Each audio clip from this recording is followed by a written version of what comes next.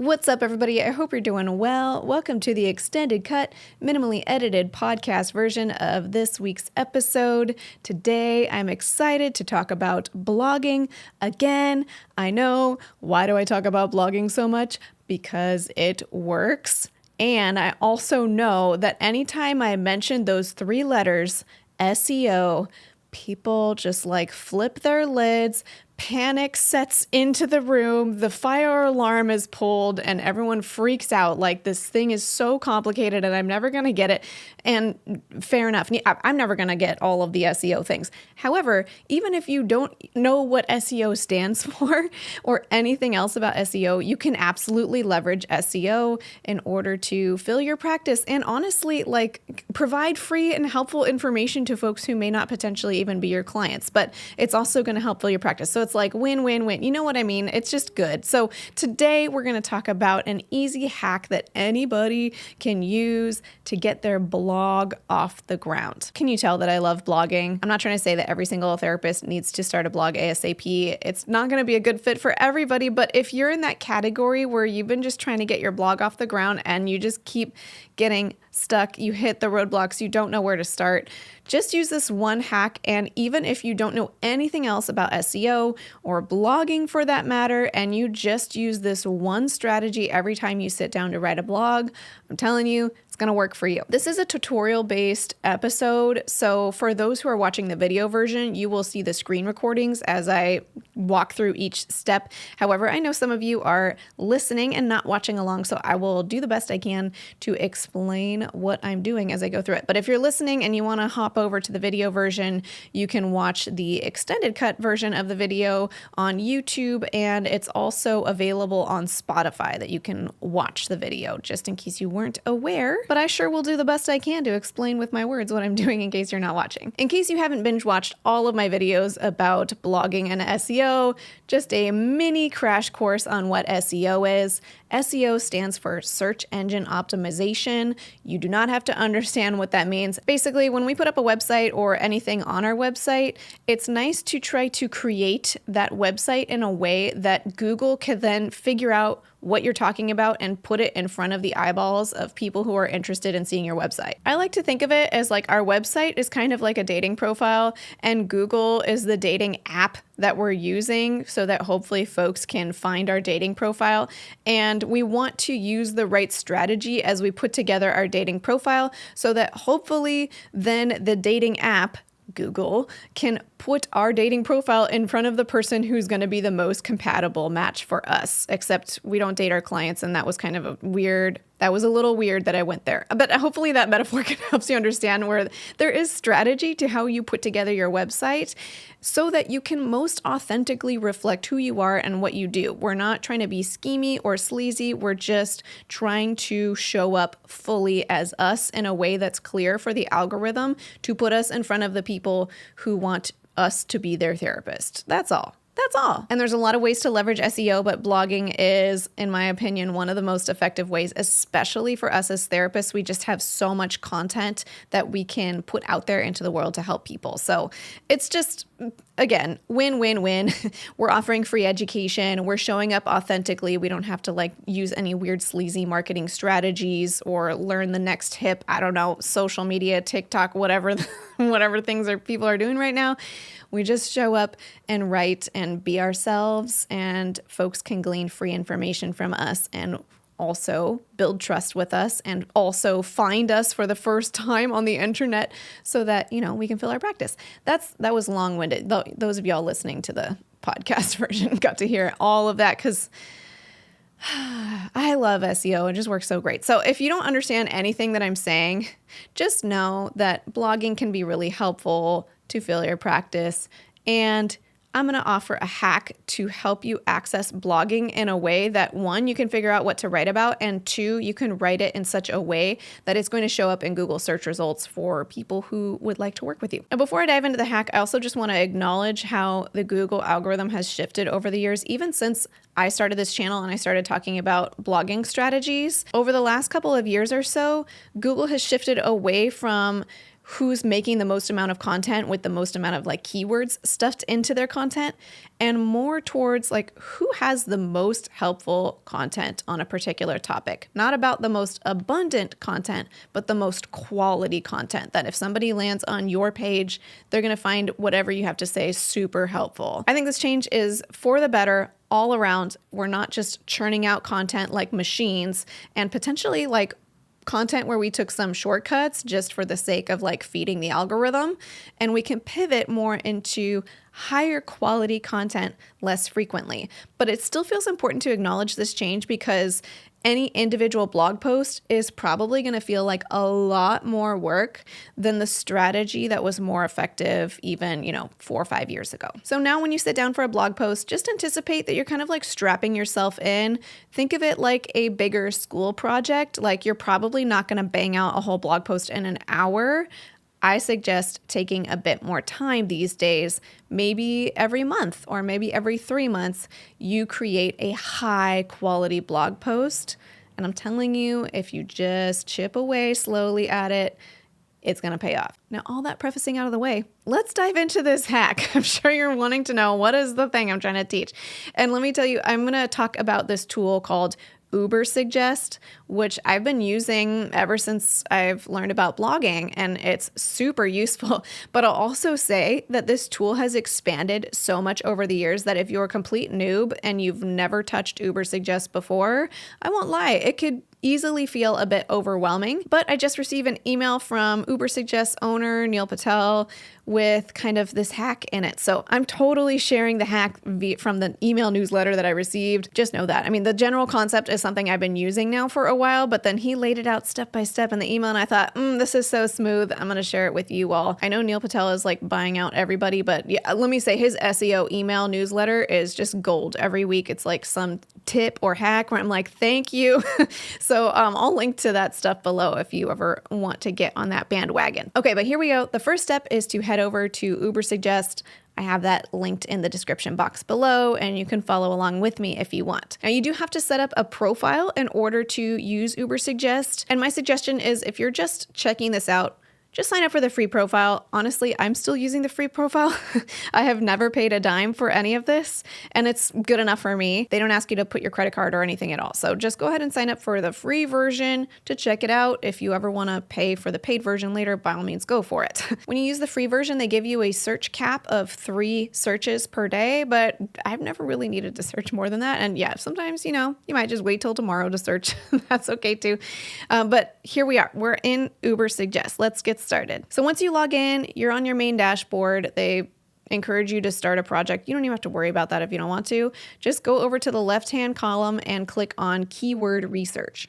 And then from there, click Keyword Overview. Now you'll see a box on the top of the screen where you can type in a keyword. We're not going to explain what the word keyword means, but I would just suggest that whatever sort of topic you're thinking about writing on or your specialty in general, to write a 1 or 2 word phrase, maybe 3 words at most, about the topic that you're interested in. And just looping you all in, a little bonus for you all listening to the extended cut version of this episode, I've been interested in exploring the newer SEO tools because I'm adjusting one kind of subspecialty of mine where I've been focusing on burnout for folks who are working in the church, like clergy, pastors, leaders, and I want it to shift now more to spiritual abuse, spiritual trauma, religious trauma, that sort of thing. And rather than just sort of totally doing an overhaul on my website, I think I'm going to start blogging about it a little bit, and then I'll go back and I'll adjust my services pages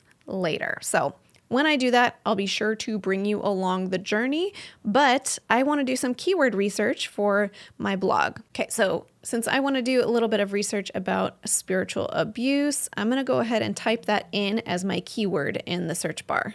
And then whatever you type in, go ahead and click search. Okay, so at this point, it's going to spit out a whole bunch of incredibly useful information. However, if you don't know anything about SEO, you might look at this and say, like, what the heck is this?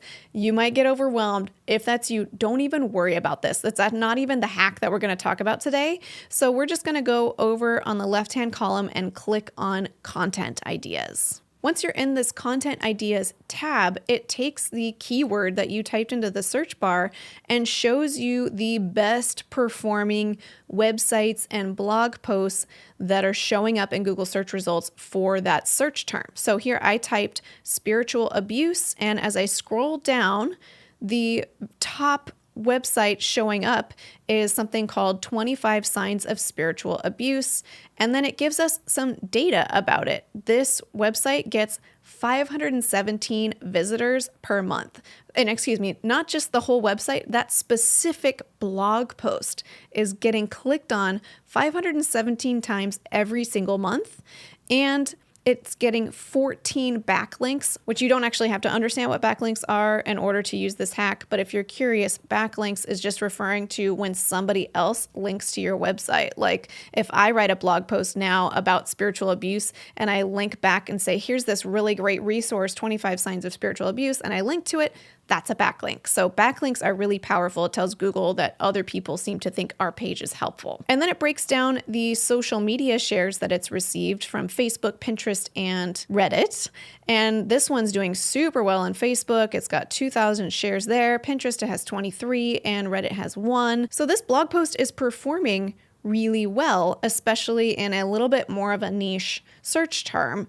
And that tells us that it's doing something correctly, or at least the combination of the Google algorithm plus the people visiting this webpage seem to think there's something winning about it. So it's helpful for us to learn from this particular website. Now, Ubersuggest actually has a whole list of other posts and websites that are showing up for this search term that you typed in, but we really just want to pick one blog post that's performing pretty well. Now, if something from like CNN or like, some huge bit of media or news media is popping up at the top, I would scroll down until you start to see sort of smaller businesses, smaller creators, things pop up. Like the CNN article might not even be that great, but because it's CNN, it's gonna be always at the top of the Google search results. So the article itself may not actually be the most helpful article. It may just have like a whole bunch of SEO juice, and that's why it's up at the top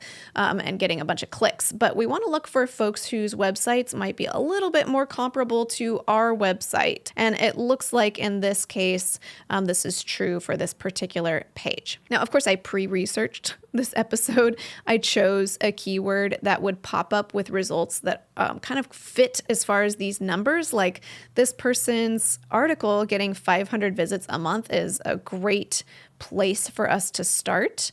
You might type in your search query and the top results are popping up with like 2 visitors a month, 10 visitors a month, in which case I would suggest trying a different keyword, because that's telling us something about like people are maybe not searching that keyword that you just typed in. So see if you can modify it until you land on results that have more clicks, more visits to those websites every single month. Or at the other extreme, you might type in a keyword that's like so popular that all of the top pages are getting tens of thousands or even hundreds of thousands of visitors every month, in which case it might be helpful to narrow down that search query a little bit more. Like I'm thinking of a search term like weight loss or something where you just know whatever the top pages are showing up for that search query are getting lots of visitors every month.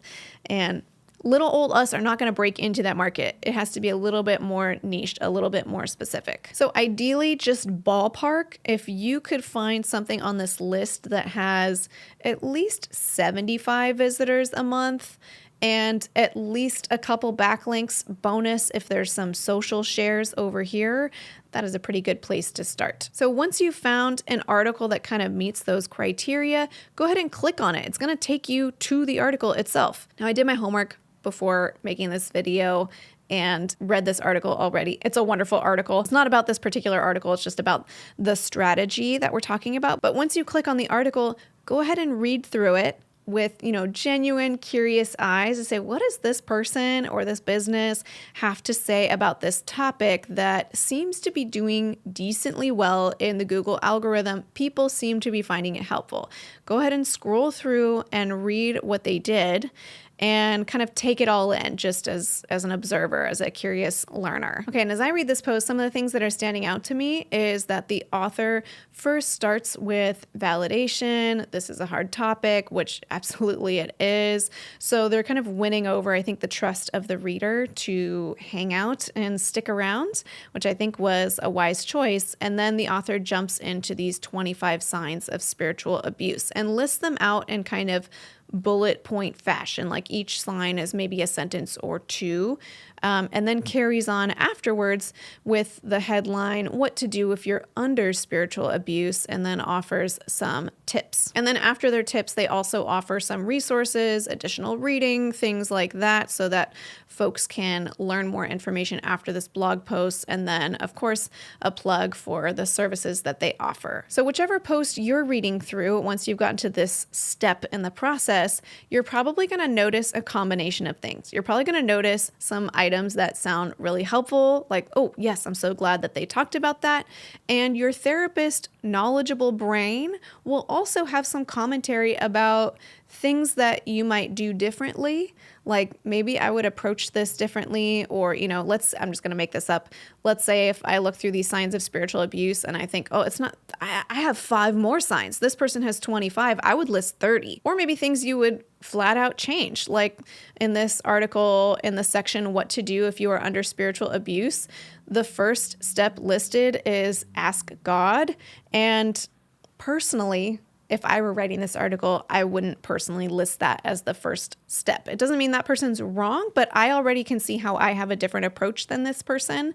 And so if I were writing my own blog post, I can kind of see what I would do differently already just by reading this one. So at this point in the process, you've kind of seen this article that's already performing pretty well. And the question you want to ask is, how could I make this article better? This is called the skyscraper technique in content creation. The story behind that term is, if there's a big city that has like the tallest skyscraper in the world, then if some other city makes a skyscraper that's like, 1 foot taller than the current tallest skyscraper in the world, it's automatically going to have attention on it because it's now the tallest building in the world. So I don't love the background of this term, but basically the idea is you want to say like, okay, this was a helpful article. Clearly it's helping people. Can I make it even more helpful? How do I add on top of it? How do I improve it somehow? So in this example that we're looking at here, I'm looking at this article thinking I would probably start from a similar point of view with that validation and like what you're going through is really difficult here on this topic of spiritual abuse.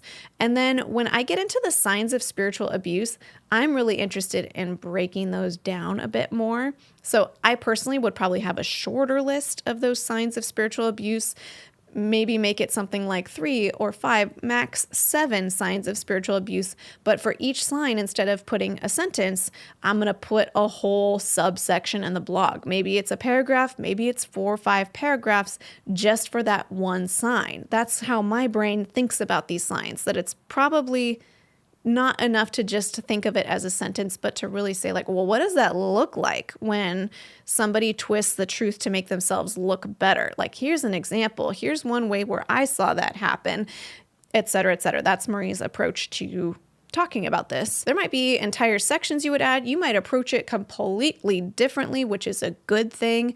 That might actually be more helpful for the folks that you're wanting to speak to. So generally, the model here is like, how do I take this great piece of content and make it better and make it also mine? Like, my approach is going to be different than this person. Someone might read this person's post and say, this is the therapist for me, or, whatever it might be. And they might read my post and say, oh, I don't really like Marie's style. And that's how it should be, right? That's somebody who then feels like they read my post and say, oh, good. Like, Marie sees this similarly to how I'm thinking about things. Great, then I'm probably going to be a better fit for that person. So usually the posts that we find that are performing really well, like this one, are good blog posts. So if we're going to make them better, we're probably going to have to put in a decent amount of work because, that's how it goes, right? So just be prepared that this is a project. It's not like bang out a quick blog post in an hour. And please, please, please, please, please do not copy and paste anything at all that you find in this piece of content that you're evaluating. Just draw inspiration. And if anything, you might restructure and take a completely different approach. That's all the better. Please do not just regenerate existing content. That's just a bad idea for so many reasons. Now, you might make an outline and think things through like that, but before you go ahead and like write out the whole post, if you want to just take your SEO to the next level, just pop back over to your Ubersuggest search. And next to where you see this article that you just clicked on listed, there's a column called estimated visits, which is how many times somebody clicks on that article every month. And next to the number, you'll see it says keywords with a little drop down arrow. If you click on the keywords button, it's going to give you all the different keywords that rank for this article. So remember, the search term that I had typed was spiritual abuse.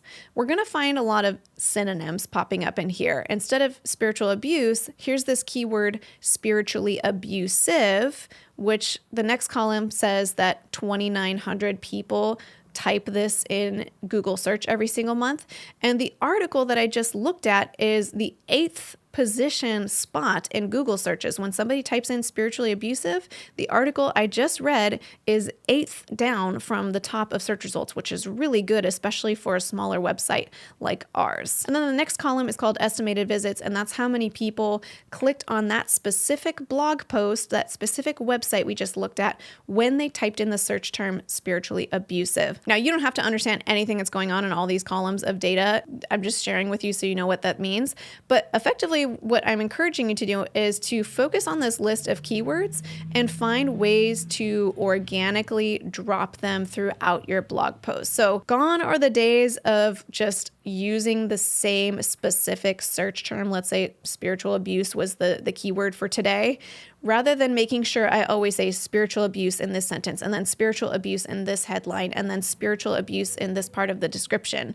It might be, right now I'm using the term spiritually abusive, and then later I might be using the term spiritually abused, and then spiritual abuse. And then here's what is spiritual abuse is also a term on here.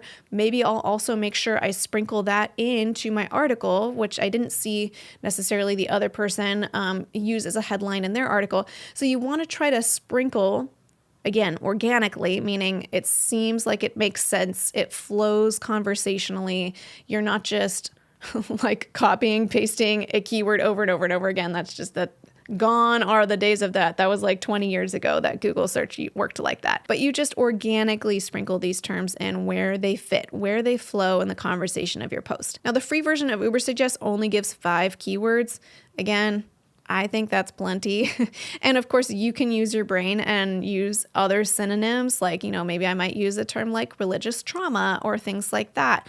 But if you want to see more keywords that this particular page is showing up in search results for, you can use a 7-day free trial or use the paid version to see a whole bunch more keywords. Also, for those of you listening to the extended cut version of this episode, if the article that you picked just so happens to be one where there's a comments section on the bottom and you see comments, that is also an excellent way to expand on the post as it stands, because commenters are going to say, I especially loved the part where you talked about this, or I would love if next time you expanded more on that topic, or what did you mean when you said this and that?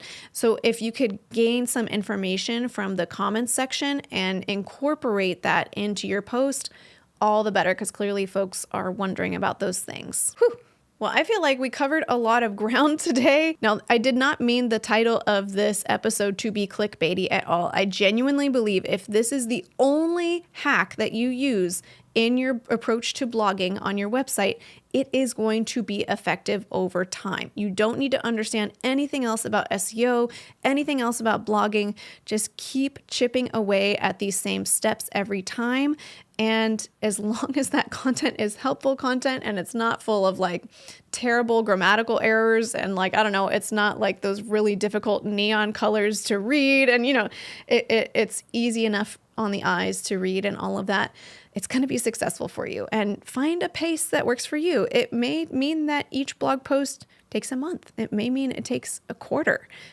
It might also start to get a little bit easier over time and you get some practice, but don't worry about churning it out quickly. Just focus on making really, really, really helpful content. I'd prefer that, a website over time has 6 really great articles posted in its blog than, 50 just like speedy, quick, shortcutted articles that you churned out quickly. So I hope this was helpful to you. I know blogging can be daunting and hard, so I'm here to try to support you. And I'm looking forward to applying these same tools to some of the blogs that I'm hoping to write here pretty soon as well. Whew. Well, I love talking about blogging. Can you tell? I just love it. So I hope you found this helpful. And I'm curious if you have any tips that work really well for you to get you in the flow of blogging, because I understand it can be really hard to get into it. Then feel free to leave those comments below so others can learn from you as well. And until next time, from one therapist to another, I wish you well.